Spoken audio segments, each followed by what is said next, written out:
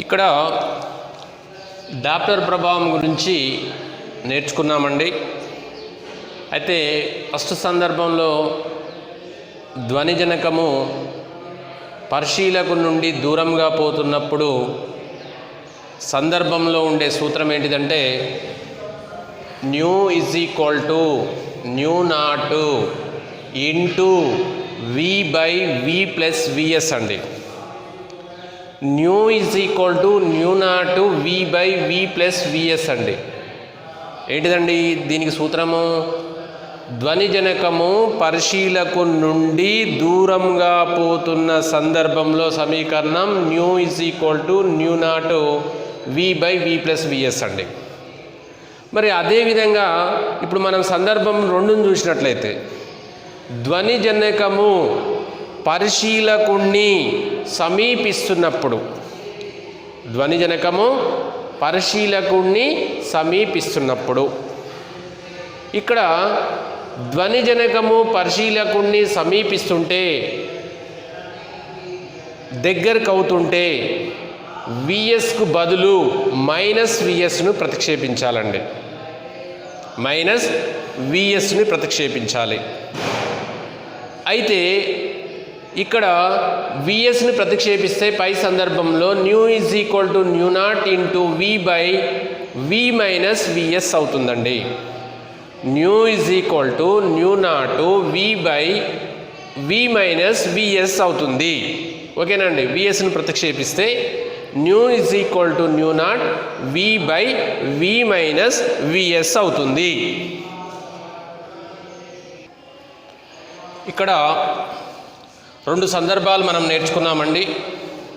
ఆ రెండు సందర్భాలు ఇక్కడ మనకు ఫస్ట్ ఏంది అని అంటే, ఆ రెండు సందర్భాల్లో చూస్తే నిశ్చలంగా ఉన్న పరిశీలకు నుండి ధ్వనిజనకం దూరంగా పోతున్నప్పుడు వచ్చిన సమీకరణం nu is equal to nu naught into V by V plus VS అండి. ఓకేనా అండి. నిశ్చలంగా ఉన్న పరిశీలకు నుండి ధ్వనిజనకం దూరంగా పోతున్నప్పుడు nu is equal to nu naught V by V plus VS అవుతుందండి. అదేవిధంగా రెండో సందర్భం చూస్తే నిశ్చలంగా ఉన్న పరిశీలకుడిని ధ్వనిజనకం సమీపిస్తున్నప్పుడు, ధ్వనిజనకం సమీపిస్తున్నప్పుడు nu is equal to nu naught V by V minus VS అవుతుందండి. V by V minus VS అవుతుంది. ఓకేనా అండి. ఈ రెండు సందర్భాలు ఏంటివి అని అంటే, నిశ్చలంగా ఉన్న పరిశీలకు నుండి ధ్వనిజనకం దూరంగా పోతున్నప్పుడు ఉండే సమీకరణమేమో ఇదే అండి. అదేవిధంగా ఇక్కడ చూసినట్టయితే నిశ్చలంగా ఉన్న పరిశీలకు నుండి ధ్వనిజనకం సమీపిస్తున్నప్పుడు ఉండే సమీకరణమేమో ఇదండి. ఓకేనా అండి.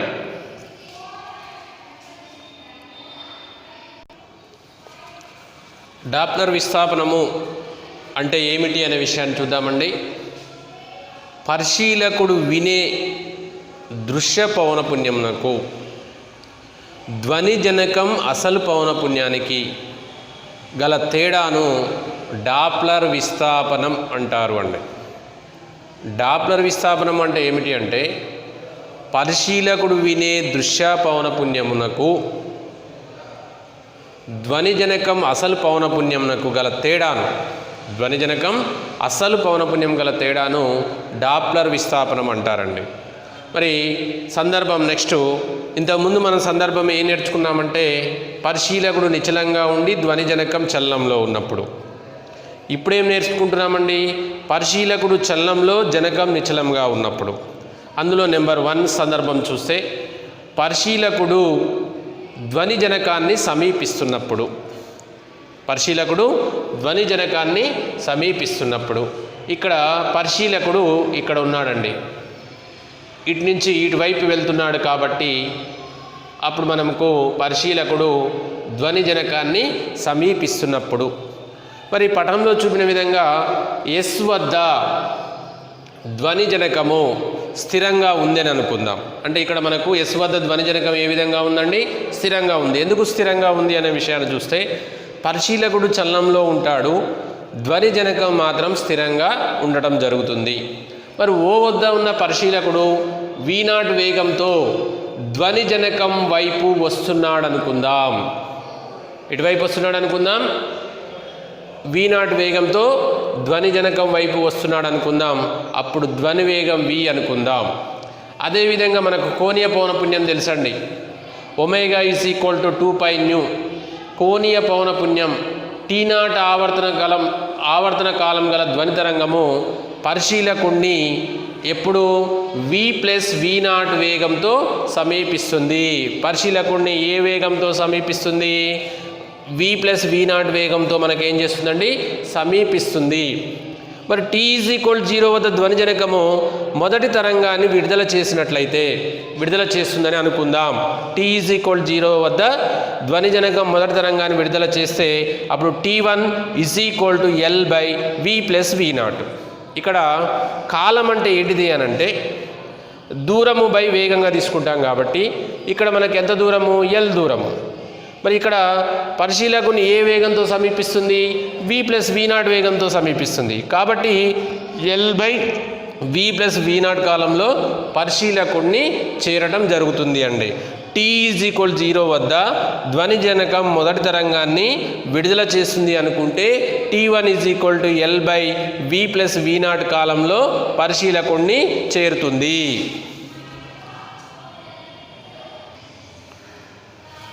NT0 కాలానికి జనకము n+1 తరంగాలను విడుదల చేస్తుందండి.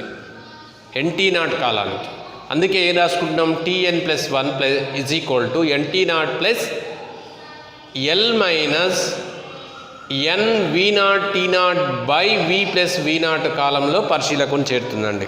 Tn+1 ఏ కాలంలో చేరుతుంది అని అంటే NT0 + L - nV0T0/V+V0 కాలంలో పరిశీలకుని చేరుతుంది. ఇప్పుడు ఇది Tn+1 అండి. T1 ఏమొచ్చిందండి మనకి? ఇంతకుముందు L/V+V0 వచ్చింది. ఇందులో మనం ఏం చేస్తున్నామంటే Tn+1 - T1 = Tn+1 ఏంటంటే NT0 + L - nV0T0/V+V0.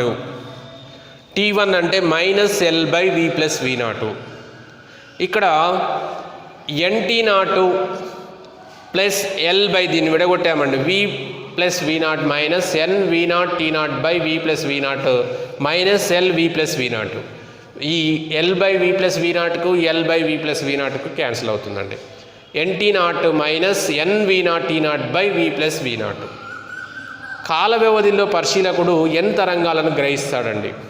కాల వ్యవధిలో పరిశీలకుడు n తరంగాలను గ్రహిస్తాడు కాబట్టి పరిశీలకుడు గ్రహించే ధ్వని తరంగపు ఆవర్తన కాలం T = NT0 - nV0T0/V+V0/n అండి. అప్పుడు ఈ n మనకి NT0/n అంటే nకి n క్యాన్సిల్ అవుతుంది. -nV0T0/V+V0 × 1/n కాబట్టి n క్యాన్సిల్ అవుతుందండి. ఓకేనా అండి? ఇక్కడ మనము T = T0 - V0T0/V+V0 మిగులుతుందండి. ఇందులో T0 కామన్ తీసినాం. 1 - V0/V+V0 అవుతుందండి. ఇక్కడ T = T0 1 × V+V0 - V0/V+V0. V0 cancel అవుతుంది. ఏం మిగులుతుందండి? T = T0 V/V+V0. ఓకేనండి.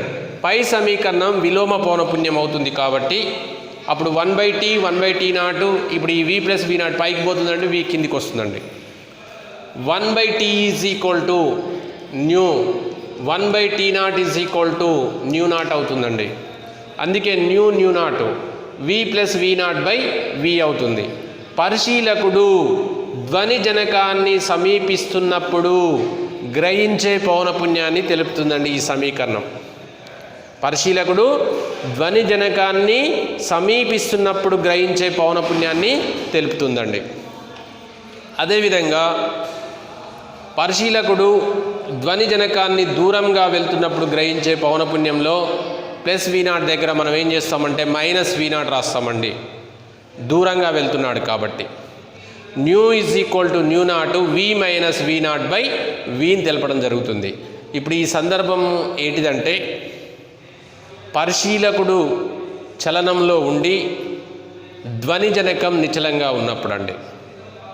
ఓకేనండి, ధ్వనిజనకం నిశ్చలంగా ఉన్న సందర్భంలో రెండు సందర్భాలు ఉన్నాయండి.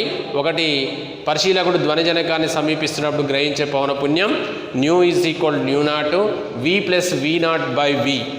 అదేవిధంగా నెక్స్ట్ పరిశీలకుడు ధ్వనిజనకాన్ని దూరంగా వెళ్తున్నప్పుడు గ్రహించే పౌనపున్యం nu is equal nu naught into V minus V naught by విను తెలపడం జరుగుతుంది.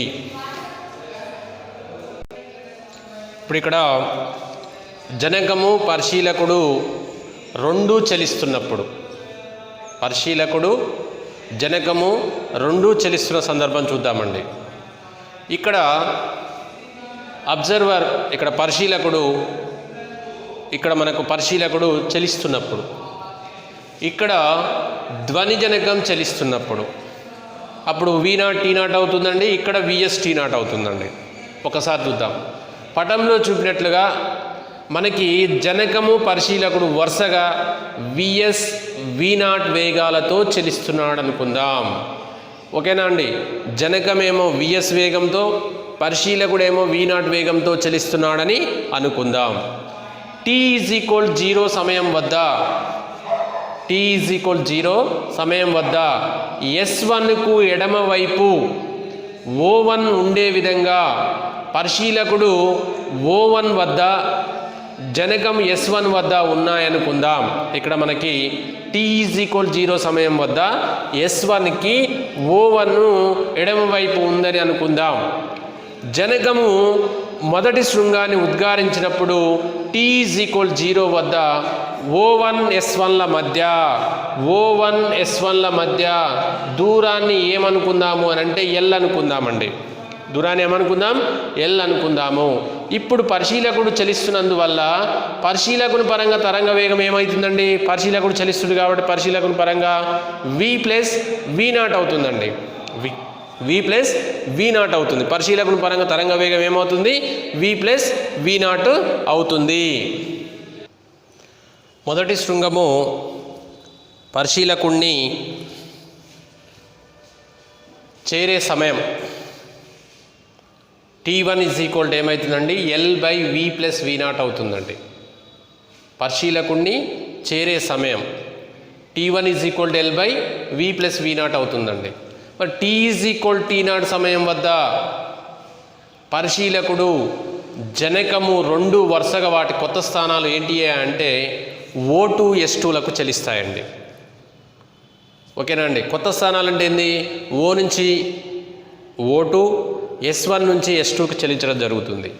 మరి పరిశీలకుడు జనకాల మధ్య కొత్త దూరము O2 S2 అనేది ఏమవుతుందంటే L plus VS minus V naught into T naught కాగలదు. ఏమవుతుందండి? ఇది మనకు కొత్త స్థానం ఏమైందంటే L plus VS minus V naught into T naught అవుతుంది. మరి S2 వద్ద జనకము రెండో శృంగాన్ని ఉద్గారిస్తుంది. ఇది పరిశీలకుని చేరే సమయం చూస్తే T2 is equal to T naught plus మనకు మొత్తం ప్రయాణించిన దూరం L plus VS minus V naught into T naught by V plus V naught అండి T2 అంటే. అప్పుడు ఎన్టీ నాట్ సమయం వద్ద జనకం n+1వ శృంగాన్ని ఉద్గారిస్తుంది కాబట్టి ఇది పరిశీలకుడిని చేరే సమయము Tn+1 is equal to NT naught plus L plus n into VS minus V naught into T naught by V plus V naught అవుతుందండి. మరి దీని నుంచి Tn+1 మైనస్ T1 కాలాంతరంలో ఉంటే అప్పుడు NT naught plus L plus N into VS minus V naught into T naught by V plus V naught minus L by మనకేమవుతుందంటే T1 అంటే V plus V not రాసుకోవచ్చండి. అంటే మనకేం చేస్తున్నాం? Tn+1 అంటే ఇది, నెక్స్ట్ T1 అంటే మైనస్ మనకేంటిదంటే L by V plus V naught అవుతుంది. ఇక్కడ NT naught plus L by V plus V naught plus N into VS minus V naught into T naught by V plus V naught minus L by V plus V naught అండి. L by V plus V నాట్కు L by V plus V నాట్కు cancel అవుతుందండి. Is equal to NT naught plus N into VS minus V naught into T naught by V plus V naught. పరిశీలకుడు N శృంగాలను లెక్కిస్తాడు. ఆ పరిశీలకుడు నమోదు చేసే తరంగ ఆవర్తనానికి సమానమైన టీ ఈ విధంగా ఉంటుంది కాబట్టి T is equal to NT naught plus N VS minus V naught into T naught by V plus E naught by N అని రాసుకుంటున్నామండి. ఎందుకంటే ఎన్ శృంగాలను లెక్కిస్తాడు కాబట్టి. ఇప్పుడు ఇక్కడ మనం T is equal to by N ఉంది కాబట్టి బై ఎన్ రాసుకున్నాం, ఎన్ఎన్ పోయింది. ఇక్కడ కూడా ఇంటూ 1/n ఉంది కాబట్టి ఎన్ఎన్ పోయిందండి. T is equal T naught plus VS minus V naught into T naught by V plus V naught. ఇందులో మనము రెండిట్లలో టీ నాట్ కామన్ ఇష్టం అండి. 1 plus VS minus V naught by V plus V naught అవుతుందండి. అప్పుడు T is equal T naught, ఇక్కడ మనము V plus V naught into 1 అంటే V plus V naught plus VS minus V naught by V plus V naught అవుతుంది. ఇక్కడ T is equal T naught V plus V S by V plus V S by V plus V naught అవుతుంది. పై సమీకరణం విలోమ పౌనపుణ్యం అవుతుంది కాబట్టి దీన్ని 1/t not అని రాసుకున్నాం. వి ప్లస్ వి నాట్ పైకి అవుతుందండి, వి ప్లస్ విఎస్ ఏమవుతుందండి కిందికి అవుతుంది.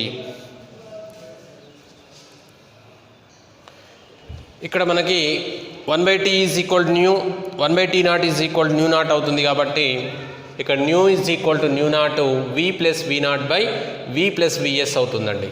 ఇక్కడ ఈ సమీకరణం ఏంది అని అంటే జనకము పరిశీలకుడు రెండూ చలిస్తున్నప్పుడు, జనకము పరిశీలకుడు రెండూ చలిస్తున్నప్పుడు ఇప్పుడు ఇక్కడ మనకి ఏది పరిశీలకుడు ఉండండి. పరిశీలకుడు ఎటువైపు చలిస్తున్నాడు? కుడివైపు చలిస్తున్నాడు అండి, కుడివైపు చలిస్తున్నాడు. ఇక్కడ జనకం ఉంది S1, ఇక్కడ ఇది కూడా ఎటువైపు చలిస్తుందండి? కుడివైపు చలిస్తుంది. అంటే nu is equal nu naught V plus V naught by V plus VS అవుతుందండి కుడివైపు చలిస్తున్నప్పుడు. అదే మరి ఎడమవైపు చలిస్తే అని అంటే అప్పుడు చూస్తే మనకు ఆ సమీకరణం ఏమవుతుందండి? ఎడమవైపు చలించినప్పుడు అంటే ఇక్కడ జనకం పరిశీలకుడు రెండూ చలిస్తున్నప్పుడు, ఇది కుడివైపు తీసుకున్నప్పుడు, కుడివైపు తీసుకుంటే ధనాత్మకంగా తీసుకోవాలి. ఎడమవైపు చలిస్తున్నప్పుడు మనం ఏం చేస్తామంటే ఇక్కడ రుణాత్మకంగా తీసుకుంటామండి. అప్పుడు ఇదేమవుతుందండి? Nu is equal to nu naught into V minus V naught by V plus V, అది వి మైనస్ విఎస్ అవుతుందండి, వి మైనస్ విఎస్ అవుతుంది. ఓకేనా అండి? ఈ విధంగా రాసుకుంటాం. అయితే సాధారణ సమీకరణ రూపంలో రాస్తే nu is equal to nu naught, దీన్ని V plus R minus V naught by V plus R minus VS అని రాసుకోవచ్చండి. ఇక్కడ మనకు ఏది పరిశీలకుడు చలించే దిశను బట్టి, మరి అదేవిధంగా జనకం చలించే దిశను బట్టి మనము ఇక్కడ ప్లస్ ఆ మైనస్ అనేది రాసుకోవచ్చండి. అంటే మనకి కుడివైపు చలిస్తున్నప్పుడు మాత్రం మనము ధనాత్మకంగా తీసుకోవడం జరుగుతుంది. అదే ఎడమవైపు చలిస్తున్నప్పుడు మాత్రం రుణాత్మకంగా తీసుకోవడం జరుగుతుంది అండి. ఇది జనకము పరిశీలకుడు రెండూ చలిస్తున్నప్పుడు సమీకరణాలండి ఇవి. ఓకేనా అండి? రైట్. మనము డాప్లర్ ప్రభావం అనువర్తనాలు చూద్దామండి. డాప్లర్ ప్రభావం అనువర్తనాలు. మరి radar, radio detection and ranging అను పరికరం ఈ డాప్లర్ ప్రభావం ఆధారంగానే పనిచేస్తుంది అండి. మరి శత్రు దేశాలకు చెందిన ఎయిర్ క్రాఫ్ట్స్, క్షిపణులు, రాకెట్స్ కదిలే దిశను కానీ వేగములను కానీ సులభంగా కనుక్కోవచ్చండి. అదేవిధంగా పోలీసు వారు వాహనాల యొక్క స్పీడ్ను కనుక్కోవడానికి స్పీడ్ గన్ను ఉపయోగించడం జరుగుతుందండి. ఆ స్పీడ్ గన్ను కూడా ఈ ఫలితం ఆధారంగానే పనిచేస్తుంది అండి. మరి ఆ స్పీడ్ గన్నును ఎవరు కనుగొన్నారు అని అంటే బెన్ మిడ్లాక్ జాన్ బార్కర్ అండి. Ben Midlock John Barker. రాడార్ని కనుగొన్నది వాట్సన్ వాట్ అండి. రాడార్ని కనుగొన్నది వాట్సన్ వాట్. మరి అదేవిధంగా వాతావరణ శాఖ వారు మేఘాల కదలికలను కానీ తుఫాన్ హెచ్చరికలను కానీ మరి ఈ ఫలితం ఆధారంగానే కనుక్కోవడం జరుగుతుంది. అదేవిధంగా కృత్రిమ ఉపగ్రహాల యొక్క గమనాన్ని కూడా తెలుసుకోవడం కోసం దీనిని ఉపయోగించడం జరుగుతుంది. మరి అదేవిధంగా మరి నక్షత్రాల నుంచి వచ్చే రెడ్ షిఫ్ట్ అనేది కూడా ఈ ఫలితం ఆధారంగానే కనుక్కోవడం జరుగుతుంది అనండి. మరి అదేవిధంగా మరి శనిగ్రహం చుట్టూ ఉండే రంగుల వలయాలను కూడా గుర్తించడానికి ఈ సూత్రం ఉపయోగపడుతుందండి. మరి అదేవిధంగా హృదయ స్పందనను కూడా తెలుసుకోవడానికి అంటే ఈకోకార్డియోగ్రాఫ్లో ఉపయోగించడం జరుగుతుందండి. ఈకోకార్డియోగ్రాఫ్లో ఈ డాప్లర్ ఫలితాన్ని కూడా ఉపయోగించడం జరుగుతుంది. మరి ఉదయ స్పందన తెలుసుకోవడం కోసం దీనిని ఉపయోగించడం జరుగుతుంది. ఇది డాప్లర్ యొక్క అనువర్తనాలండి, డాప్లర్ ప్రభావం యొక్క అనువర్తనాలు.